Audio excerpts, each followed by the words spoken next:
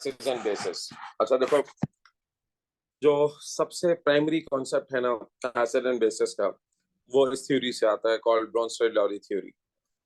Okay, now over the years acid क्या होता है, बेस क्या होती है, इसके लिए बहुत सारी थ्योरीज आई हैं।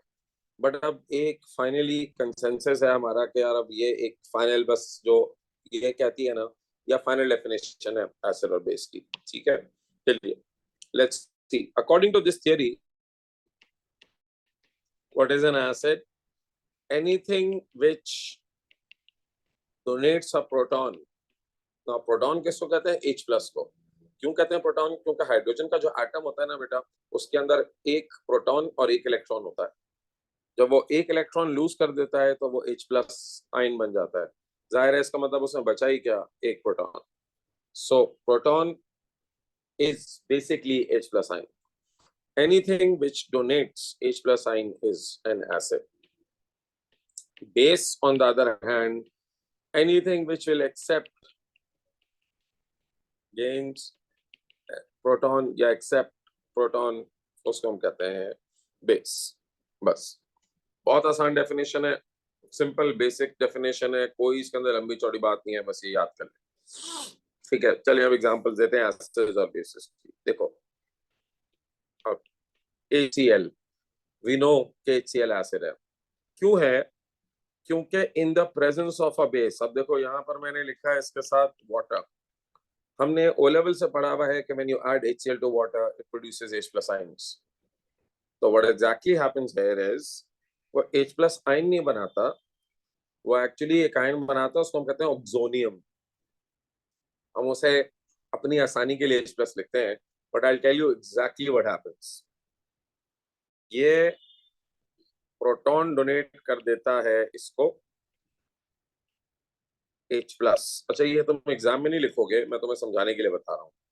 ठीक है, ये जो HCl का H है ना, ये वाटर को डोनेट कर देता है, इसीलिए it is called an acid. और जो H प्लस गेन करता है वो वाटर है, तो in this case water behaves like a base. Anything which donates a proton is an acid. Anything which accepts a proton, gains a proton, is a base. As a result, ये loose करके बन जाता है Cl minus, और वो gain करके बन जाता है H3O प्लस, ऑक्सोनियम। ठीक है, अगर इसको रिवर्स होना हो, यानी ये रिएक्शन अगर रिवर्स में आएगा, तो इसके अंदर ये जो H3O प्लस है, ये H प्लस डोनेट करेगा Cl को, और वो वापस HCl बन जाएगा, और ये वापस H3O प्लस वापस वाटर बन जाएगा। तो this is how the reverse reaction occurs. हालांकि ये वाला जो रिएक्शन है ना, इसमें एज सच इसका जो रिवर्स रिएक्शन है वो बहुत कम होता है, यानी ये प्रीडोमिनेंटली राइट की तरफ शिफ्ट हुआ होता है, क्योंकि स्ट्रॉन्ग एसिड है ना HCl। तो जो स्ट्रॉन्ग एसिड्स होते हैं ना, उनका जो इक्विलिब्रियम होता है वो ऑलमोस्ट राइट शिफ्टेड होता है, ऑलमोस्ट। ठीक है, यानी इसका मतलब ऑलमोस्ट पूरा HCl अपने प्रोटॉन लूज करके कन्वर्ट हो जाता है Cl माइनस में और H3O प्लस में, लेकिन बहुत छोटा सा फ्रैक्शन उसका रिवर्स कर सकता है। तो जब वो रिवर्स करता है ना, तो H3O प्लस वापस प्रोटॉन लूज करता है Cl को, तो इसको हम कहते हैं एसिड। लेकिन हम एक वर्ड यूज करते हैं इसके लिए। देखो एसिड और बेस तो ये है, बट हम इसको सिर्फ एसिड बेस नहीं कहते, इसको कहते हैं कॉन्जुगेट एसिड और कॉन्जुगेट बेस। अच्छा, कॉन्जुगेट एसिड किसको कहते हैं?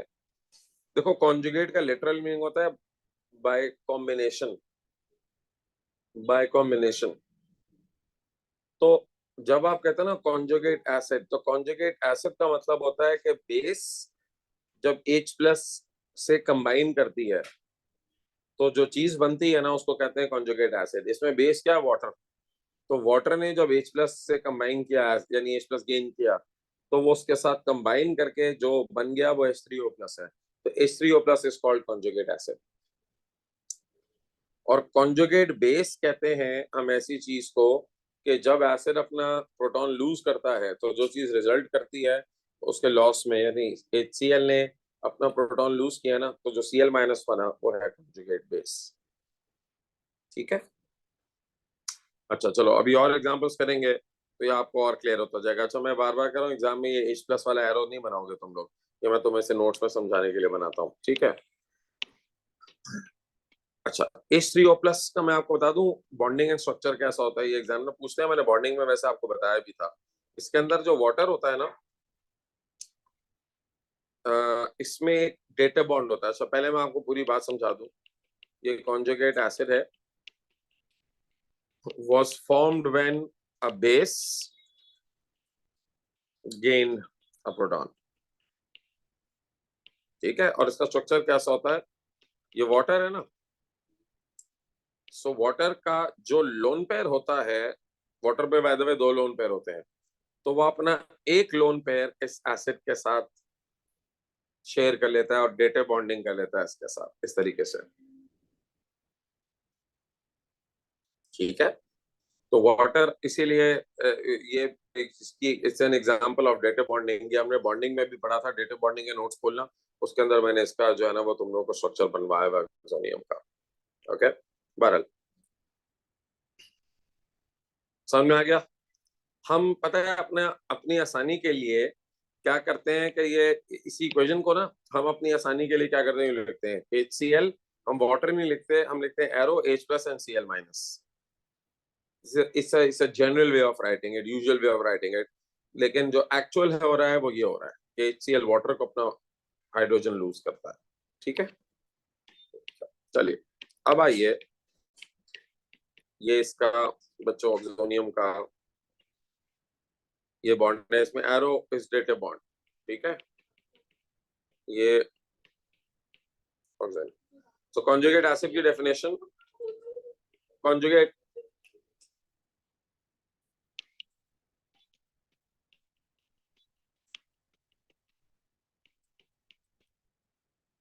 ठीक है, it is form by reception of proton by base.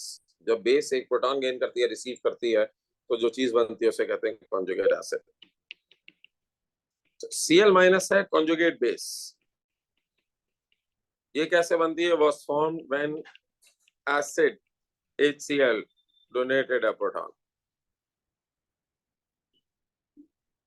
ठीक है, ये भी मैंने आपको समझा दिया।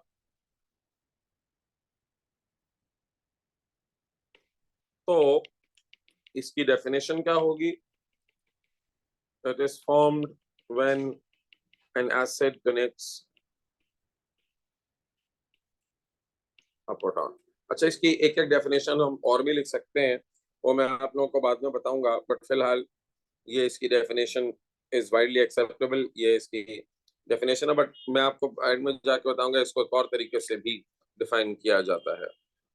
ठीक है, चले अब आगे बढ़ते हैं नेक्स्ट।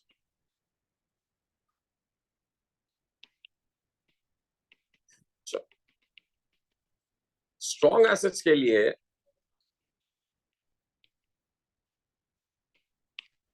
और बेसिस के लिए हम बच्चों जब आप उसको रिएक्ट करवाते हैं ना, हम उसके लिए रिवर्सिबल साइन नहीं शो करते, क्योंकि मैंने अभी आपको बता दिया कि उसका जो बैकवर्ड रिएक्शन होता है ना वो बहुत इनसिग्निफिकेंट होता है। इनसिग्निफिकेंट का मतलब ना होने के बराबर होता है, उसका इक्विलिब्रियम ऑलमोस्ट शिफ्ट हुआ होता है राइट पे, होता है बैकवर्ड भी लेकिन बिल्कुल ना होने के बराबर। तो इसीलिए हम लोग नॉर्मल प्रैक्टिस, आप देखें बच्चे, मैं ये बात इसलिए कहता हूँ क्योंकि पास पेपर में दोनों तरह से सवाल आए हुए हैं। रिवर्सिबल साइन लगा हुआ भी है कुछ जगहों पर, कहीं नहीं भी लगा हुआ, यूजली नहीं लगा हुआ होगा, लेकिन अगर कहीं लगा हुआ होगा ना तो बच्चे कहते हैं सर आपने तो हमें कहा था कि ये इरिवर्सिबल होता है।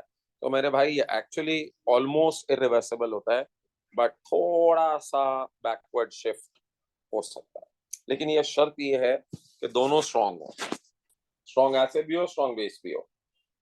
ठीक है, क्योंकि हम ये कहते हैं ना, याद है ओलन में पढ़ा था the fully ionise. So fully ionise का मतलब है वो फुली H+ लूज कर देते हैं, और स्ट्रॉन्ग बेसिस के लिए भी हमने कहा था द फुली आयनाइज, तो वो फुली H+ गेन कर लेते हैं। इसीलिए हम ये कहते हैं उनको कि वो स्ट्रॉन्ग है। ओके चलो, तो अब तुम अक्सर जहाँ पे देखोगे कि ये जो है ना, यूं इसको यूं लिखा हुआ होगा।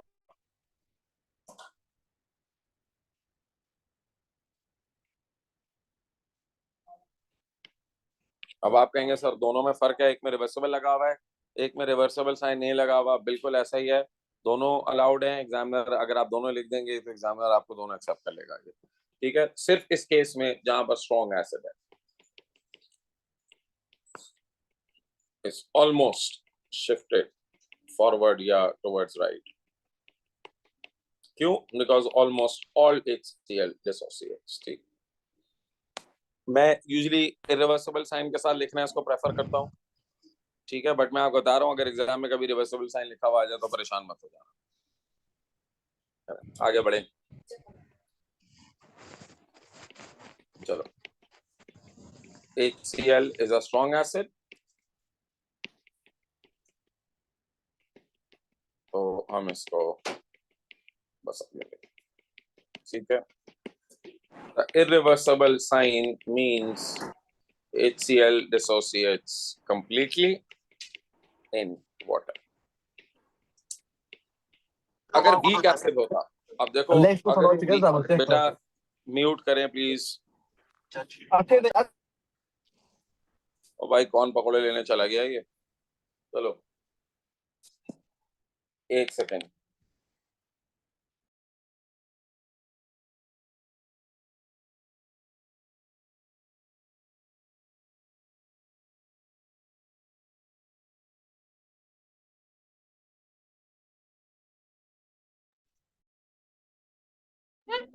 अच्छा चलिए,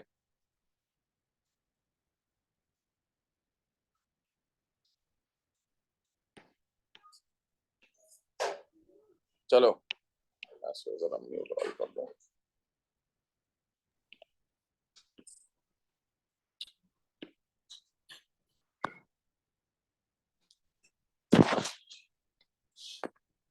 ओके नाउ, अगर CH3COOH को मैं पानी में डालता हूं तो ये वीक एसिड है। जब वीक एसिड को आप डालेंगे ना, तो इसके लिए भी देखो, एसिड तो ये भी है, ये भी अपना प्रोटॉन लूज करेगा, H+, ये बन जाएगा CH3COO- और वाटर, H3O+, सॉरी। अच्छा, ये एसिड हुआ, वाटर बेस हुआ। अच्छा, आपके बाद ना मैं एसिड बेस को AB से लिखूंगा टाइम बचाने के लिए। और अगर इसको रिवर्स होना होगा तो ये कैसे होगा, इधर जो है ना वो ये लूज करेगा, तो ये हो जाएगा कॉन्जुगेट एसिड, और ये हो जाएगा कॉन्जुगेट बेस। इधर रिवर्सिबल साइन लगाना है आपने। इधर रिवर्सिबल साइन इससे लगाना है क्योंकि वीक एसिड है, और वीक एसिड पूरा डिसोसिएट नहीं होता, पार्शियली डिसोसिएट होता है। तो इधर रिवर्सिबल साइन नहीं लगाओगे ना तो फिर गुंजाइश नहीं है, तुम्हें मार्क्स नहीं मिलेंगे। ओके, सो यहाँ पर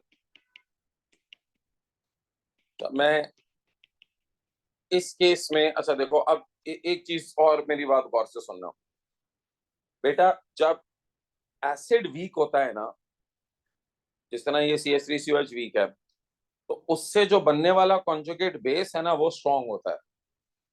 यानी इसका मतलब CH3COH की जो एबिलिटी है H+ लूज करने की, वो तो वीक है, लेकिन जो एबिलिटी है ना CH3COO- की गेन करने की H+, वो स्ट्रॉन्ग है। अच्छा, और ये हमेशा उल्टा होता है। जिस तरह HCl स्ट्रॉन्ग एसिड था, मतलब HCl की जो एबिलिटी है H+ लूज करने की वो जबरदस्त है, HCl आसानी से H+ लूज करता है। लेकिन जो Cl- आइन है ना, उनकी एबिलिटी जो H+ गेन करने की है वो वीक है, वो ज्यादा गेन नहीं कर सकते। तो इसलिए उसका जो रिवर्सिबल रिएक्शन है ना वो इतना आसानी से होता नहीं है HCl का। लेकिन इधर रिवर्सिबल रिएक्शन इसलिए भी आसानी से होता है क्योंकि इसका जो ये CH3COO- आयन है ना, जो कि इधर से आया। देखो एक बात कर दूं, CB मैं कॉन्जुगेट बेस का शॉर्ट फॉर्म लिख रहा हूँ, of a strong acid is weak. Like Cl है ना, वो HCl से आया है तो वो वीक है, लेकिन conjugate base of a weak acid is strong. अब इसकी एग्जांपल क्या है, ये CH3CO माइनस, इसका जो एसिड था वो ये था CH3COH। तो अगर आप मुझसे कहेंगे ना इन दोनों में से ज्यादा स्ट्रॉन्ग बेस कौन सा है, तो मैं कहूंगा इन दोनों में से CH3CO माइनस ज्यादा स्ट्रॉन्ग बेस है। आप कहेंगे सर इसका मतलब CH3COO माइनस का जो एबिलिटी है H प्लस को गेन करने की वो ज्यादा है कंपेयर टू Cl माइनस। आप कहेंगे सर आपको कैसे पता चला, क्योंकि CH3COO माइनस वीक एसिड से बना है। तो ये बस याद रखो कि जितना एसिड वीक होता है ना, उससे बनने वाला जो कॉन्जुगेट बेस होता है वो स्ट्रॉन्ग होता है, उसकी एबिलिटी ज्यादा होती है H गेन करने की। और जब एसिड स्ट्रॉन्ग होता है लाइक HCl, तो उससे बनने वाला जो कॉन्जुगेट बेस होता है वो वीक होता है। अच्छा, इसमें उल्टा भी है, बेसिस के लिए भी ऐसे ही है, वो अभी मैं बात करूंगा। The reversible sign means that it is a weak acid and partially dissociates. तो भाई वीक एसिड के लिए रिवर्सिबल साइन इससे लगाना जरूरी है क्योंकि वो पार्शियली डिसोसिएट होते हैं, तो इसीलिए हम वीक एसिड्स के साथ हमेशा रिवर्सिबल साइन लगाते हैं। ठीक है, चलो अब एक और एग्जांपल देखो। आप लोगों ने आइडेंटिफाई करना है कि इसके अंदर एसिड क्या है, बेस क्या है, कॉन्जुगेट एसिड क्या है, कॉन्जुगेट बेस क्या है। ठीक है, शॉर्टकट यूज कीजिएगा, एसिड के लिए ए, बेस के लिए बी, कॉन्जुगेट एसिड के लिए सी है और कॉन्जुगेट बेस के लिए सी बी। चलिए बताइए जल्दी से, इधर इन द फॉलोइंग एग्जांपल्स। चलो, CH3COOH प्लस OH माइनस,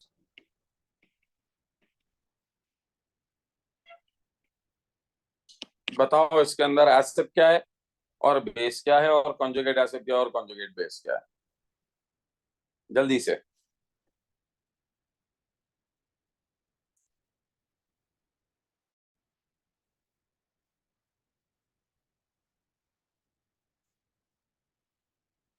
कोई CH3COOH एसिड है, क्यों? क्योंकि वो प्रोटॉन डोनेट कर रहा है। हम्म, और ठीक OH है आगे। Minus base, OH minus base है, क्यों? क्योंकि वो प्रोटॉन एक्सेप्ट कर रहा है। बिल्कुल ऐसे ही है, ये लूज कर रहा है, वो एक्सेप्ट कर रहा है, तो और रिवर्स करेगा। जैसे देखो OH H प्लस गेन करके वाटर बन जाता है, और अगर इसको रिवर्स करना होगा तो वाटर H प्लस लूज करके वापस OH बन जाएगा। ठीक है, तो ये हुआ एसिड, ये हुआ बेस, उधर ये हुआ कॉन्जुगेट बेस और ये हुआ कॉन्जुगेट एसिड। तो जब रिवर्स होता है ना रिएक्शन, तो वाटर प्रोटॉन लूज करता है और CH3CO माइनस गेन कर लेता है। और जब फॉरवर्ड रिएक्शन होता है तो CH3COH प्रोटॉन लूज करता है, H प्लस लूज करता है और OH गेन कर लेता है। ठीक है, सबको समझ में आई ये बात?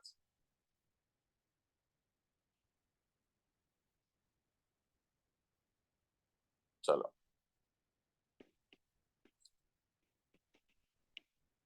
OH comes from any alkali like NaOH। तो बेसिकली ये जो OH है ना, हर अल्कली, कोई भी अल्कली है वो आपको OH प्रोवाइड करेगा। तो हम ये तो मैंने आने की इक्वेशन लिखी दी है, तो अगर यहाँ पर NaOH पूरा होना असल में Na स्पेक्टेटर होता है, तो आप उसको लिखें या ना लिखें मैटर नहीं करता, लेकिन ये OH आयंस अकेले नहीं होते, ये किसी अल्कली से आते हैं लाइक NaOH, KOH, ठीक है, कोई भी। अच्छा अब देखो, तो इसकी पूरी इक्वेशन अगर Na के साथ लिखेंगे तो ये होगी, बस इसमें फर्क ये है कि इसमें आपको इसके आगे ना Na लगाना पड़ेगा, वाटर। अब देखो Na स्पेक्टेटर है ना, तो ये कैंसिल हो गया, तो आप लगाएं या ना लगाएं एग्जामिनर को कोई फर्क नहीं पड़ता। आप Na के साथ लिखते हैं क्वेश्चन, बगैर Na के लिखते हैं। Na स्पेक्टेटर, Na एक्चुअली कोई रोल प्ले नहीं कर रहा है इसके अंदर, तो आप उसको ऐसे लिख सकते हैं, तो इज अ स्पेक्टेटर आइन। सबको समझ में आ गई ये बात?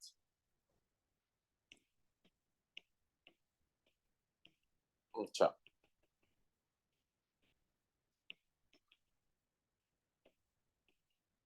अगर ये रिवर्स करे तो देखो ये जो CH3CO माइनस है ना, आप समझे,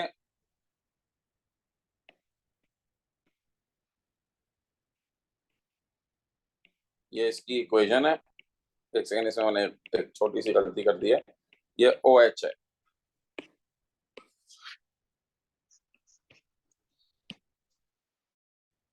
ये इसके आने की इक्वेशन है। अगर एग्जाम्पल का राइट एन इक्वेशन तो ऊपर वाली इक्वेशन है और नीचे उसकी आने की इक्वेशन है। ठीक है, बस Na को काट के आप लिख देंगे तो आने की इक्वेशन बन जाएगी। अगर Na के साथ देखेंगे तो बस इक्वेशन कराएगी। चलो आगे बढ़ते हैं, सेकंड एग्जांपल पर आओ। अब बाकी लोग भी बताएं कि इसके अंदर क्या एसिड है और क्या अल्कली है। जब आप इसको रिएक्ट करवाएंगे अमोनिया के साथ CH3COH, तो अमोनिया के साथ रिएक्ट करवाओगे। देखो अब इसके अंदर भी, चलो तुम लोग मुझे बताओ प्रोडक्ट क्या बनेंगे इसके अंदर।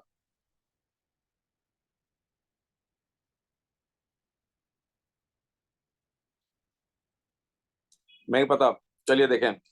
ये जो COH का H है ना, ये H लूज होता है और NH3 गेन कर लेता है। तो जब ये H लूज होता है ना, ये वाला H, ये NH3 गेन करता है, तो ये बन जाता है CH3COO माइनस। जाहिर है ये CH3COH एसिड है, अमोनिया बेस है। अब देखो ये क्या बनेगा, CH3COO माइनस, और जब वो अमोनिया गेन करता है ना, वो बन जाता है NH4 प्लस, और इनके दरमियान होता है आयनिक बॉन्ड, ये NH4 प्लस। तो बेसिकली ये दोनों मिला के भी आप लिख सकते हैं। तो अक्सर आप जगह पे लिखा देखेंगे CH3COO और फिर NH4, इस तरह से। जब रिवर्स होता है ना, तो NH4 प्लस अपना प्रोटॉन इसको देता है वापस, और प्रोटॉन लूज करके बन जाता है अमोनिया, और उसको वापस बना देता है CH3COH। तो NH4 प्लस हुआ कॉन्जुगेट एसिड, और CH3CO माइनस हो गया कॉन्जुगेट बेस। ठीक है,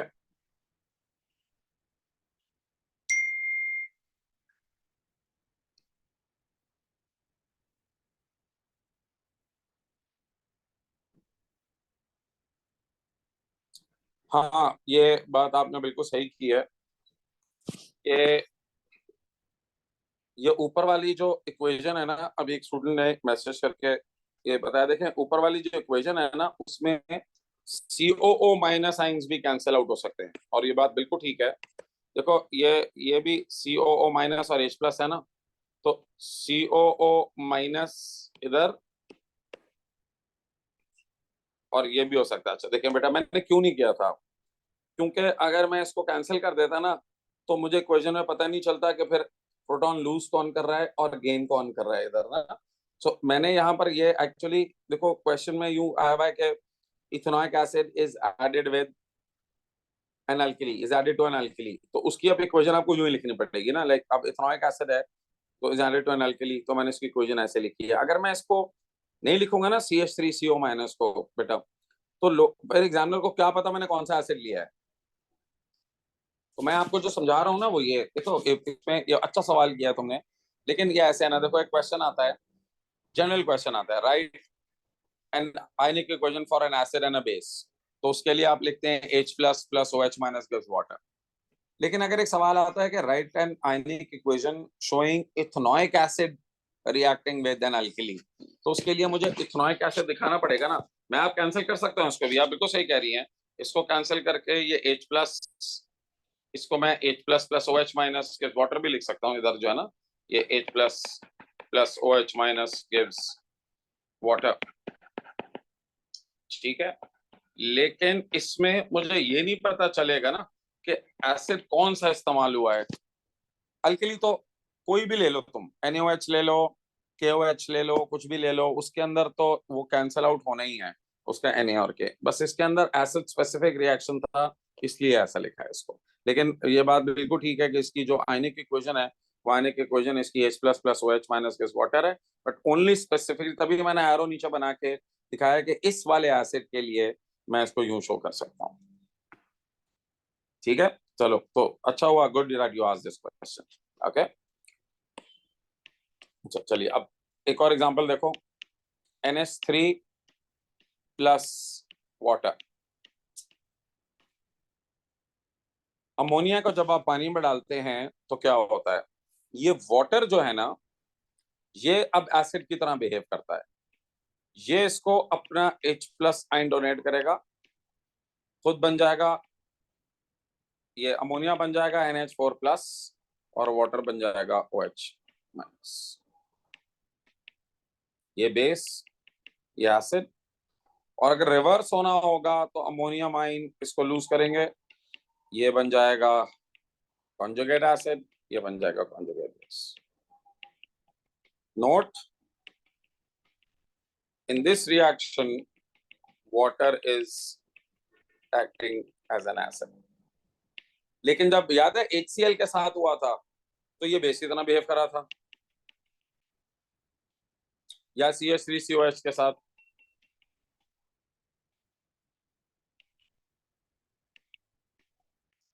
So water is amphoteric। अच्छा बच्चों, 1 मिनट अजान हो जाए फिर मैं कंटिन्यू करता हूँ। मैं जरा अजान की वजह से रिकॉर्डिंग भी बंद कर रहा हूँ और जरा रुक रहा हूँ।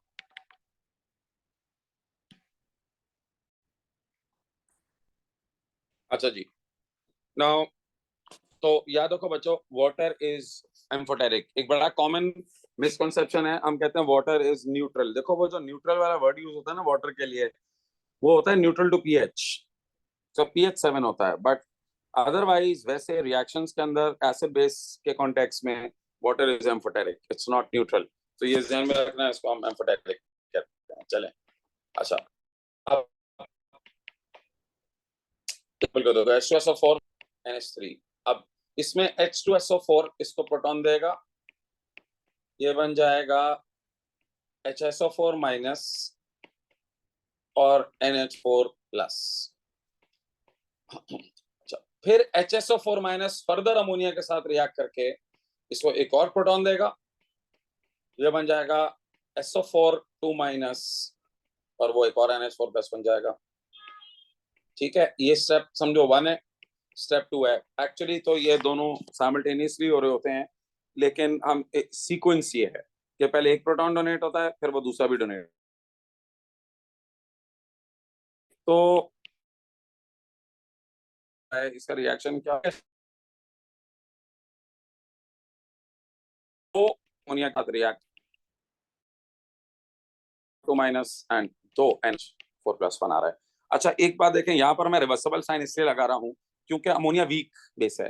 तो देखो दोनों में से कोई भी एक वीक होता है ना, तो फिर आप रिवर्सिबल साइन लगाना प्रेफर करते हैं। लाइक H2SO4 स्ट्रॉन्ग एसिड है, बट अमोनिया तो वीक बेस है ना। ठीक है, जिनको नहीं पता याद रखें, ammonia is a weak base.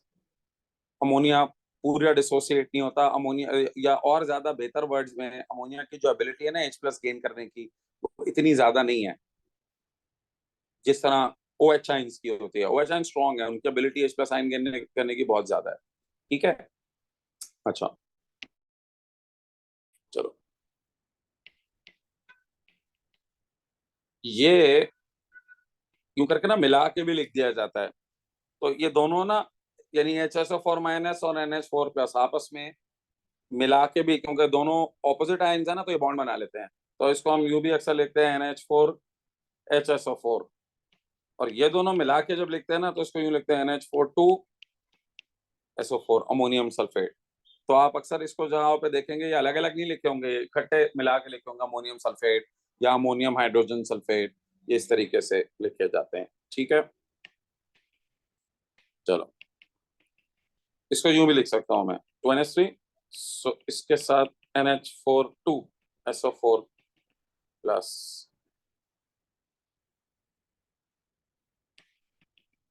नहीं वाटर नहीं, बस NH4 2 SO4, वाटर नहीं आएगा उसके अंदर। ठीक है, उधर पीछे वाली में ना, ये इधर नहीं वाटर नहीं आएगा सर, ये यूं आएगा, दैट्स इट। ओके, अच्छा वंस अगेन, अब इसके अंदर कॉन्जुगेट एसिड क्या है। सो दोनों स्टेप्स में जो कॉन्जुगेट एसिड है वो ये अमोनियम है, अमोनियम कॉन्जुगेट एसिड है। ठीक है,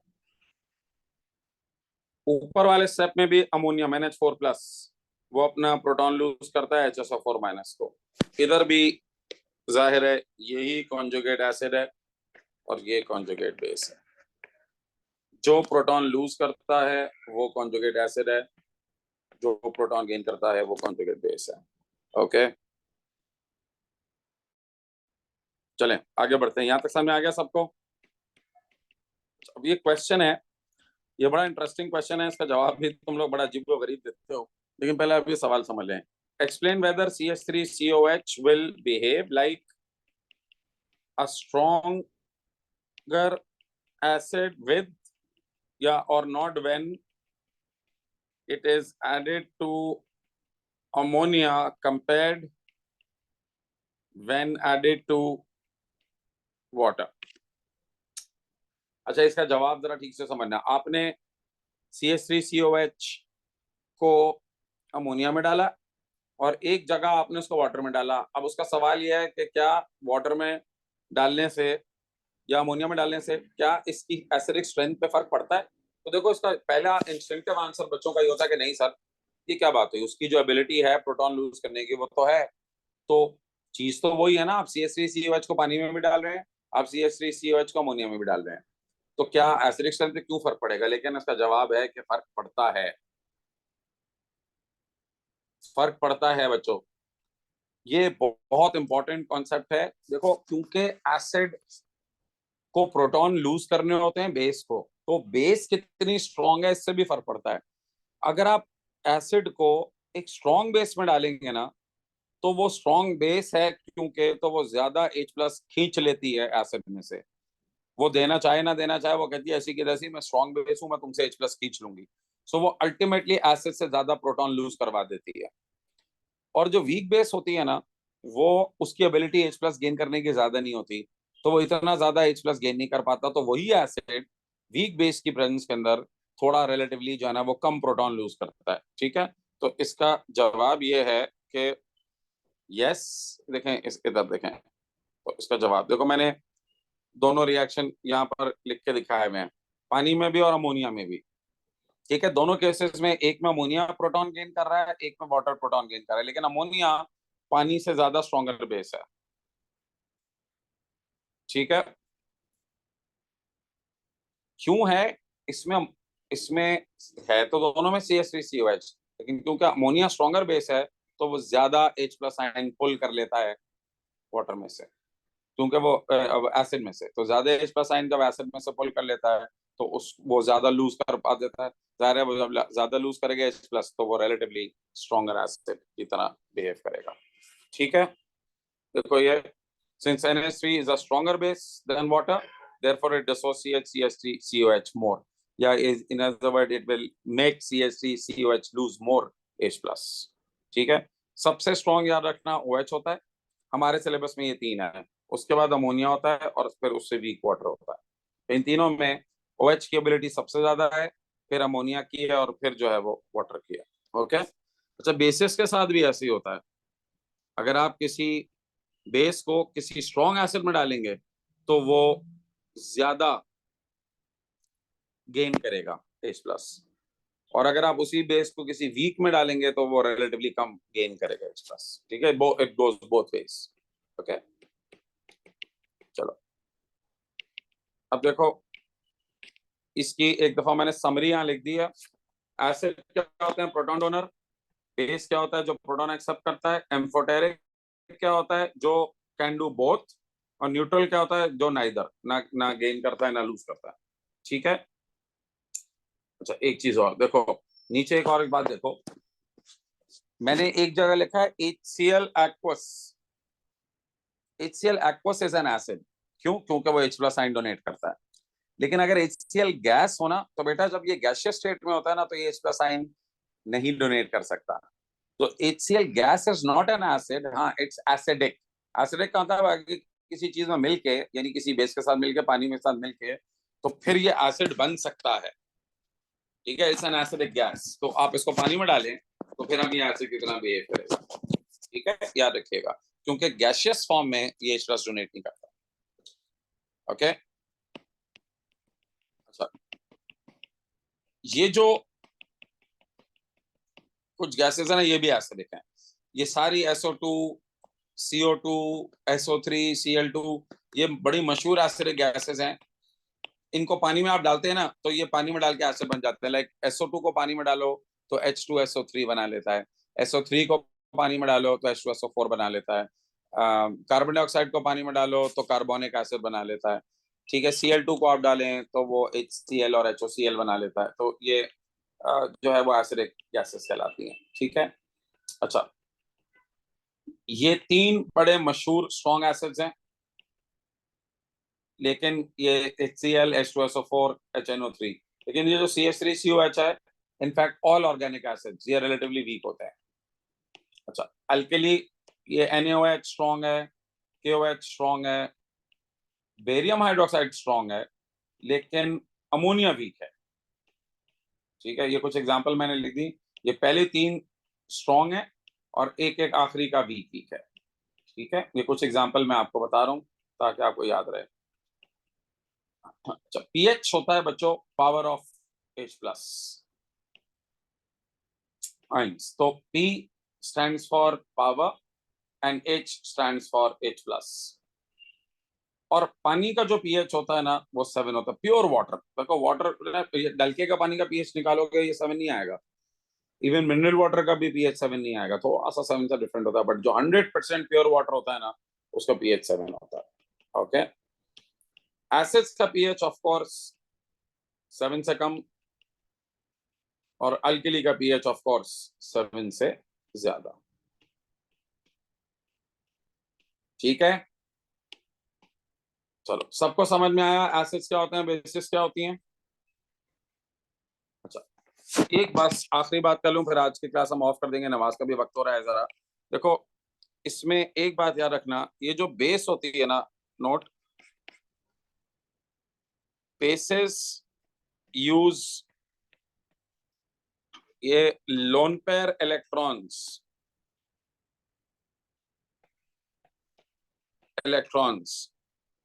टू बॉन्ड टू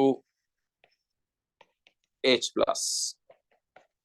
बेसिस के पास ना लोन पेयर ऑफ इलेक्ट्रॉन्स होते हैं। लाइक देखो, लाइक अमोनिया के पास नाइट्रोजन पे एक लोन पेयर है, ये वाला लोन पेयर है। तो ये लोन पेयर की वजह से ना ये क्या करता है, ये H प्लस को अपनी तरफ यूं करके अट्रैक्ट करता है। इसी तरह वाटर के पास भी लोन पेयर होता है यूं करके, तो ये वाटर अपना लोन पेयर यूज करके H प्लस को अपनी तरफ अट्रैक्ट करता है। इसी तरीके से OH माइनस आइंस है ना, इसके पास भी लोन पेयर होता है, तो ये लोन पेयर अपना यूज करके H प्लस को अपनी तरफ अट्रैक्ट करते हैं। तो याद रखना है कि ये जो बेस होती है ना, ये लोन पेयर का इस्तेमाल करती हैं, तो they have this lone pair of electrons, ठीक है, टू अट्रैक्ट। क्लियर हो गई बात सबको? कोई सवाल पूछना है किसी को? एसिड बेस का कॉन्सेप्ट सबका क्लियर है? कॉन्जुगेट एसिड और कॉन्जुगेट बेस का, जी बेटा। सर ये H प्लस आयन सिर्फ डेटिव बॉन्डिंग से ही कर सकता है? नहीं, H प्लस आइंस को वो अपने साथ बॉन्ड जो है ना वो लोन पेयर डेटिव बॉन्डिंग से करता है, क्योंकि एक्चुअली ये H प्लस आइन को अट्रैक्ट करता है ना अपनी तरफ, तो वो लोन पेयर ऑफ इलेक्ट्रॉन्स को यूज करता है और फिर वो अपनी तरफ पुल कर देता है। तो जाहिर है जब तक वो उसको, देखो एक दफा जब वो बॉन्ड बन जाता है ना, तो आपको फिर थोड़ी पता चलेगा कि वो डेटिव बॉन्ड था या वो नॉर्मल कोवेलेंट बॉन्ड था। जिस तरह OH है, अब OH जब H प्लस को गेन करता है तो जाहिर है वो बॉन्ड ही बनाएगा ना, तभी तो वाटर बनेगा, यानी OH और H प्लस का बॉन्ड बनेगा तो वाटर बनेगा ना। लेकिन एक दफा बॉन्ड बन जाएगा ना तो वो आपको नहीं लगेगा डेटिव है, लेकिन हाँ वो स्टार्ट ऐसे ही होता है कि लोन पेयर डेटिव बॉन्ड बनाता है H प्लस के साथ, यानी पूरा पेयर बेस से आता है, क्योंकि H प्लस के पास तो बेटा इलेक्ट्रॉन्स होते ही नहीं है ना, वो तो खाली होता है। तो वो पूरा पेयर जो देता है वो देता यही है, बेस ही देता है जी। सो आपके to answer your question, yes वो बनाता तो डेटिव बॉन्ड ही है, ओके। ठीक है। चलिए, और कोई सवाल किसी का? चलिए ठीक है जी, आज का काम ये पे करते हैं, फिर इंशाल्लाह इसका जो नेक्स्ट वाला पार्ट है ना वो फिर मैं इसी वीकेंड पे एक अगली क्लास लेके करा दूंगा पीएच का। ओके, चलो, अल्लाह हाफिज।